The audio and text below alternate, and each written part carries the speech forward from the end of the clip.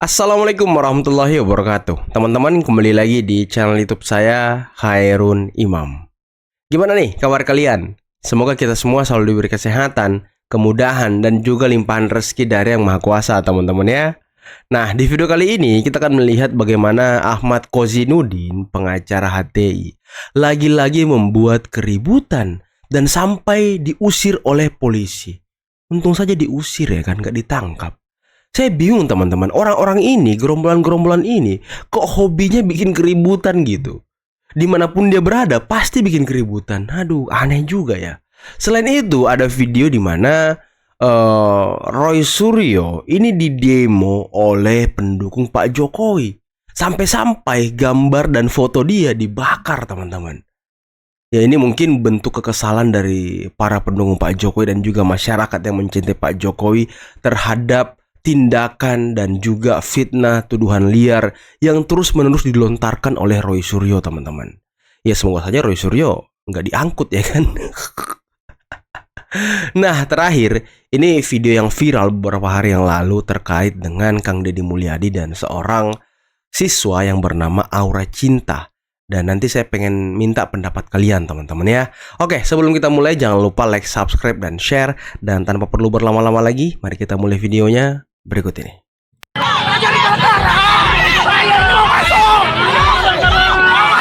Ngapain lagi dia nih? Ngapain lagi dia nih? Ngapain lagi dia nih?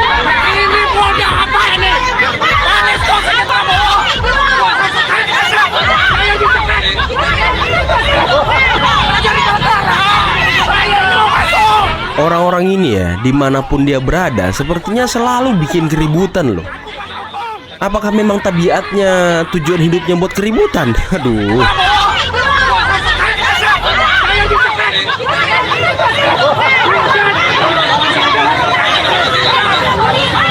Yang paling gak masuk akal nih ya, ibu-ibu ini nih. Ngapain dia di situ cuy? Apakah mereka gak punya anak? Apakah mereka gak punya suami yang harus diurus gitu? Apakah mereka gak punya rumah untuk diurus gitu? Demo aja kerjanya. Emang aduh.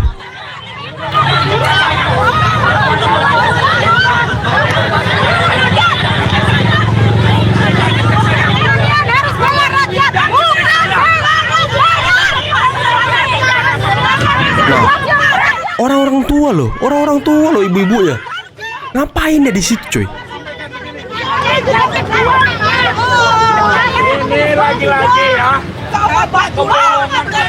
Emang gak masuk akal orang-orang ini. Kita membenci sifatnya Roy Suryo yang seperti binatang itu. Sifat Roy Suryo yang seperti binatang. Waduh, dipukuli nih fotonya ya kan. Silakan dibakar, Mas. Ini adalah bentuk kemurkaan ya.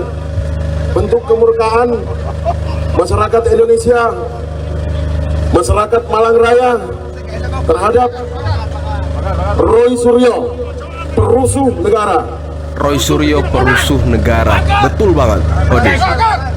Bakar, bakar, bakar Roy Suryo. Bakar Roy Suryo sekarang juga. Bakar, bakar, bakar Roy Suryo. Bakar Roy Suryo sekarang juga. Bakar, bakar, bakar Roy Suryo. Bakar Roy Suryo sekarang juga. Ini baru aksi yang keren teman-teman ya. Kemarin mahasiswa-mahasiswa itu kan aksi demonstrasi membakar foto Pak Prabowo dan Mas Gibran. Kalau nggak salah itu di Jawa Timur juga, apakah di Malang juga tempatnya. Dan sekarang pendukung Prabowo Gibran, pendukung Pak Jokowi balik membakar foto Roy Suryo yang meresahkan, yang bikin gaduh, yang memfitnah, yang memberikan tuduhan liar, yang gak berhenti-berhenti tentunya kepada Pak Jokowi. Apakah dia cari panggung? Apakah memang dia sudah tenggelam dari dunia politik, makanya selalu membuat keributan, kerusuhan gitu ya kan? Ada yang ketar-ketir hingga harus mendatangkan kawanan preman. Ada yang panik hingga harus dikelilingi. Good morning, selamat pagi. Berjumpa lagi bersama ya kan Ibu Tipa yang merasa dikriminalisasi karena sudah dilaporkan oleh satu organisasi. Kata Tipa, ada yang ketar-ketir hingga harus mendatangkan kawanan preman. Kawanan Tipa preman nyindir ya Pak kan? Jokowi dia. Kemarin Tipa ya yang datang itu cuman Hercules sendiri, nggak pakai kawan-kawannya. Kebalik kau ini, yang menggeruduk rumah Pak Jokowi itu yang cocoknya kau bilang kawanan preman. Karena Betul. apa? Ya kan, itu bukan kawanan preman, nenek-nenek preman nih kalian kumpulkan. Atau Buktinya preman. pakai ikat kepala bertuliskan Adili Jokowi. Tipa bisa aja ngada-ngada. Kata Tipa lagi, ada yang panik hingga harus dikelilingi sebarisan pengacara bayaran. Lah, kok panik? Justru Pak Jokowi nggak panik lah, maka dipanggilnya ya kan pengacara, agar pengacara Pak Jokowi bisa melaporkan kau dan kawan-kawan kau. Yang panik itu kau. Karena tiap hari kau ya kan membuat konten, membuat narasi seolah-olah kau dikriminalisasi. Tapi yang paling lucu teman-teman ya, si Tifa ini semalam di iNews ketika diskusi gitu ya kan, ada Rismon, ada Roy Suryo, ada Tifa juga. Nah, si Tifa ini ngomong kalau nggak salah Presiden Prabowo adalah presiden kita yang paling apa gitu, yang baik, yang apa gitu. Pokoknya dia memuji Pak Prabowo. Ini dia memuji Pak Prabowo kayaknya mau minta tolong gitu, sama seperti yang dilakukan Roy Suryo. Mereka ini mau minta tolong ke Prabowo karena sudah terancam hidupnya, dilaporkan sana sini oleh pendukung Jokowi. Aduh, Tifa.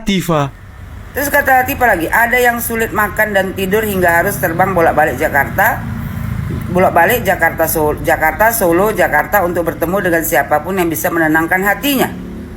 Apa yang dirasakannya itu saya beri nama panik amankan warisan kekuasaan, bungkem redam perlawanan. Kajian ini saya buat dengan struktur strategis, filosofis dan politis. Alah, ketawain aja lah si Tifa itu. Tipa ini kajian bengak ini, kajian abal-abal. Apa yang kau kaji? Kajian abal-abal. Kau bilang kan ada yang sulit makan dan tidur hingga harus terbang bolak-balik Jakarta, Solo, Jakarta untuk bertemu dengan siapapun yang bisa menenangkan hatinya. Nggak kebalik itu. Kau yang nggak tenang, nggak bisa makan, nggak bisa tidur karena udah dilaporkan. Belum lagi nanti kuasa hukum Pak Jokowi melaporkan kau. Pokoknya kelar lah kau Tipa. Jadi kusarankan sama kau Tipa, ya kan, jangan lupa kau persiapkan baju banyak-banyak. Makan, Jadi ya nanti kan? ada juga baju kau untuk tukar-tukar waktu kau nginap di Hotel Prodeo. Itu sangat kutunggu Tipa. Mudah-mudahan Waduh. secepatnya lah ya Tipa ya. Biar nggak nyanyi aja kau. Ya Tipa. Tipa ini sekarang nggak bisa makan, nggak bisa tidur, ya kan? Tiap hari harus bikin konten, seolah-olah dirinya dikriminalisasi. Kasian kali kau Tipa. Makanya dari dulu aku bilang tobat kau Tipa. Nggak tobat juga kau. Tobat kau Akhirnya, Tipa. bentar lagi lah kau Tipa. Pakai baju oranye, tidur di Hotel Prodeo. Nangis, Mantap ya kan? Aku tunggu itu Tipa. Nah, teman-teman, sebelum kita lanjut ya. Tapi emang yang panik itu bukan Pak Jokowi, yang panik itu gerombolan mereka. Coba kalian lihat ya. Setelah mereka dilaporkan oleh pendukung Pak Jokowi, Roy Suryo, Tifa, itu berlomba-lomba memuji Pak Prabowo, minta tolong ke Pak Prabowo. Masuk podcast sana sini, masuk TV sana sini. Mana ada Pak Jokowi pernah masuk podcast, masuk TV untuk mengklarifikasi? Nggak pernah, Pak Jokowi ini santai. Yang panik itu kalian, anggota kalian bolak-balik bareskrim, anggota kalian mengumpulkan bukti-bukti perlawanan. Yang panik itu kalian. Udahlah, jangan memutarbalikkan fakta, Tipa. Bahwa seluruh kebijakan pemerintah apapun dalam bentuk apapun, kuota tidak kuota apa segala macam, itu harus menguntungkan, kalau sektor pertanian menguntungkan petani Indonesia. Itu dulu kata kuncinya. Kita sepakat kan? Ya. Sepakat. Saya ulangi, seluruh kebijakan yang diambil oleh pemerintah, Bapak Presiden, pasti ingin membela rakyat. Karena kami tahu persis, Bapak Presiden sangat sayang pada rakyat kecil. Kami rasakan sektor pertanian. Dan ada buktinya. Pupuk kurang ditambah 2 kali lipat. Wow. Kemudian kur untuk petani diputihkan. Oh, ini awal pemerintah Ya kan? nih. Kemudian listrik itu yang menengah ke bawah itu kan lebih banyak petani. Ya. Diskon. Kemudian naik haji, yang banyak itu petani. Kan 100 juta lebih petani. Betul. Iya kan? Katakanlah 50-60%. Peternak, petani, pekebun. Naik haji, turun. Kemudian tol kemarin. ada yang menarik tiket pesawat di saat tahun baru, minta turun. Nah, tiket pesawat turun yang banyak kuliah di luar daerah itu anak petani, teman-teman. Anak petani loh. Apakah ini bukan terang benderang? Bukan gelap, tapi terang benderang. Betul. Nah, saya kembali ke pertanian. Apapun kebijakan dilakukan pemerintah itu untuk rakyat. Nah, satu lagi teman-teman, sebelum kita lanjut lagi ya. Kemarin itu ada beberapa orang ternak onta atau ternak banteng dia ya. Dia komen di TikTok saya. Dia komen begini. Coba tunjukkan satu saja kebijakan pemerintahan Prabowo Gibran yang pro terhadap rakyat. Nah, ini orang-orang seperti ini nih yang bertanya begini nih. Punya smartphone, tapi orangnya nggak smart. Orangnya malah begundal gitu ya kan. Aduh, ayolah cerdas dikit lah. Anda boleh jadi oposisi, Anda boleh jadi pengkritik pemerintah, tapi ya mbok dipakai otaknya gitu. Dan aku tahu kebatinannya Bapak Presiden. Ini seluruh kebijakannya itu menguntungkan rakyat Indonesia. Dan yang disampaikan ini adalah special case, kasus khusus. Itu katakanlah kedelai. Jangan dipersulitlah, karena toh masih butuh impor. Gandum, kedelai. Itu masih ada produksi. Gandum. Kita belum produksi. Ngapain di kota-kota? Itu maksud beliau. Artinya kalau ini dipersulitkan petani kena. Tetapi kalau beras, saya kembali. Sekarang gudang kita sudah penuh. Kita sudah sewa gudang 800.000 ton hari ini. Wow. Stoknya tertinggi selama 20 tahun. Pertanyaan saya, apa impor harus dibuka? Enggak. Kuotanya dibuka? Mau tidak, pasti tidak bisa di impor. Selesai. Bapak sudah jawab. Oke. De aura cinta, perpisahan 1 juta doang. Anda saya Ini yang rame nih. Duta perpisahan. Lebih tepatnya bukan gitu sih Pak. Saya kan biar adil nih ya Pak. Semua murid itu biar bisa ngerasain perpisahan. Kenangan itu bukan pada saat perpisahan. Kenangan indah itu saat proses belajar selama 3 tahun. Enggak juga sih Pak. Saya ngerasa kan udah lulus ya. Kalau misalnya nggak ada perpisahan, kita tuh nggak bisa kumpul bareng atau ngerasain gimana kumpulnya interaktif sama teman-teman gitu Pak. Yang bayar siapa? Orang tua Pak. Rumah aja nggak punya bayar perpisahan. Terus kalau ada biaya perpisahan Yang harus bayar orang tua katanya kan. Waktu itu sih sekitar 1 juta doang Pak. 1 juta doang. Ibu lebih setuju mana? Anaknya ada perpisahan bayar atau perpisahan saya larang nggak usah ngeluarin duit? Kalau buat mental anak sih saya setuju yang bayar sih. Wih, aku yakin ya. De aura cinta ini pasti sultan. Yakin aku kalah Bang Firdaus Wibowo. Bayangkan 1 juta untuk perpisahan, dibilang dia doang. Waduh, nggak tahu lah dia gimana susahnya nyari duit zaman sekarang ya. De aura cinta ini pasti rumahnya besar kali kan sultan, ya kan? Dan pastilah rumahnya nggak mungkin di atas tanah negara, pasti tanah pribadi. Betul. Dan selain keyakinanku ya De aura cinta ini sultan, dia ternyata juga artis papan atas guys. Ternyata artis iklan Pintu Dejol. Pintu Dejol lah, iya. Terus sering main sinetron. Jadi ya pasti sudah banyak pendapatan lah ya kan. Tapi kenapa pas ngobrol sama Kang Deddy Mulyadi masih minta uang perpisahan sama mamanya? 1 juta doang pula itu kawan. 1 juta doang. Kalau De aura cinta mau kumpul-kumpul kenangan perpisahan, bagus jalan ke Jakarta ya, nongkrong di Senopati. Iya. Katanya sultan gaya hidupnya mau perpisahan kumpul-kumpul ya kan, kayak anak-anak Jaksel. Ada Ya tanggung jangan di sono. Sini Senopati sekalian ya kan. Langsung ke Holy Wings ketemu Bang Hotman Paris. Boleh. Nah, pada masa Pak Jokowi kan kita melihat polarisasi yang betul-betul mengakar rumput ya. Akar rumput kan. Ya. Dalam banget itu. Sampai ya negara ini seperti kalau istilah dalam politik Amerika divided nation. Bangsa yang terbelah. Terbelah. Itu betul-betul Pak Jokowi mengalami itu, terutama sejak Pilkada DKI 2017 kan. Jadi kita ini mengalami situasi divided nation, bangsa yang terbelah. Polarisasinya sampai ke tingkat masyarakat. Pokoknya kalau polarisasi itu sampai ke tingkat ibu-ibu, Pak. Iya, ibu-ibu. Itu berarti sudah, Grup keluarga. Udah kacau. Udah sampai bawah banget itu. Ya, udah mengakar. Mengakar itu. Nah, itu dialami oleh Pak Jokowi, dan Pak Jokowi kan kepingin mengatasi itu. Karena itu dia membawa Pak Prabowo ke dalam kekuasaan. Betul. Dan ternyata berhasil. Mengurangi itu. Mengurangi polarisasi ini. Nah, Pak Prabowo itu sekarang meneruskan sesuatu yang sudah dimulai oleh Pak Jokowi ini, sehingga cara memimpin dia adalah merangkul semua orang. Merangkul semua orang. Nah teman-teman, itu adalah tadi beberapa video yang bisa kita simak, yang bisa kita saksikan pada kesempatan kali ini. Dan menarik ya, bagaimana Ahmad Kozinudin yang katanya aktivis pembela umat, yang katanya pengacara pembela umat, tapi kerjanya bikin keributan teman-teman. Enggak, di mana-mana dia ada pasti ribut gitu. Datang pula emak-emak, orang-orang tua, ngapain kalian di situ? Saya tuh bingung dengan orang-orang ini ya. Aduh, kalau nggak ingin mengubah dasar negara kita, bikin keributan orang-orang ini. Utamanya Ahmad Kozinudin nih.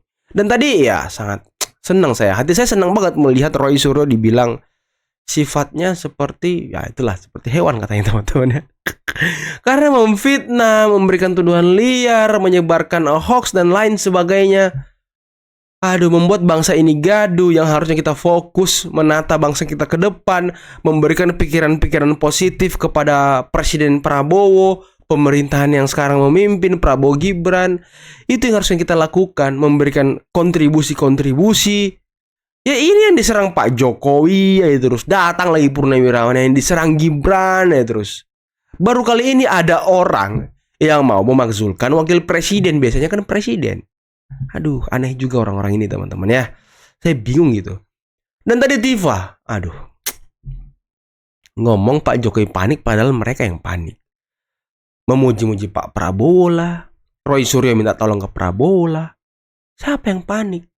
Siapa yang panik? Seolah-olah ngomong ini penelitian, ini apa dan segala macam. Aduh, udahlah, buktikan aja nanti di pengadilan. Penelitian kalian itu harus diverifikasi. Jangan diverifikasi kalian juga. Ngomong penelitian. Terus yang bela mereka siapa? Yang orang-orangnya juga. Masyarakat mana yang bela mereka? Nggak ada teman-teman. Dan terkait aura cinta tadi versus Kang Deddy Mulyadi kata orang-orang ya kan. Ya ini banyak menuai pro kontra di tengah masyarakat. Ada yang tidak senang dan tidak suka dengan kalimat dan ucapan Kang Deddy Mulyadi yang seolah-olah merendahkan masyarakat miskin, yang juga usianya mungkin masih pelajar, takut mentalnya keganggu dan segala macam. Di sisi lain ada yang mendukung, ya itu harus dilakukan untuk menyadarkan orang bahwa beginilah kondisi orang tuamu sekarang. Kau harus sadar, jangan bertingkah gitu. Jangan banyak kemauan-kemauannya. Fokus kebutuhan dan masa depan. Nabung untuk kuliah. Rumah berdiri di atas tanah rakyat, tanah negara. Mau digusur lagi. Lantas mau pindah kemana? Dan mereka, orang tuanya pun lebih mengedepankan perpisahan. Aduh, ya Allah. Saya orang yang sedikit setuju dengan apa yang dilakukan Kang Deddy Mulyadi. Mungkin orang tuanya sudah capek ngasih tahu anaknya, sampai ya orang tuanya selalu mengiyakan apa yang dikatakan sang anak. Nah, makanya kadang anak itu harus disadarkan dengan cara yang khusus, teman-teman. Biar mereka terbuka gitu mata dan pikirannya. Begini loh kondisi orang tuaku sekarang. Begini loh kondisi keluargaku sekarang. Oh berarti aku nggak bisa gitu minta ini itu, minta sembarangan. Apalagi harga perpisahnya 1.200.000. Mungkin untuk bayar kontrakan setelah pindah dari situ nggak ada duitnya. Nah ini tapi ya gimana menurut kalian teman-teman? Coba kalian komen di bawah pendapat kalian terkait dengan aura cinta ini. Ini negara demokrasi, kita bisa saja berbeda pandangan, berbeda perspektif, tapi ya kita masih berkawan gitu ya kan. Oke teman-teman, mungkin cukup sekian dulu video kali ini. Jangan lupa like, subscribe, dan share videonya. Akhir kata billahi taufiq wal hidayah. Wassalamualaikum warahmatullahi wabarakatuh. Bye-bye.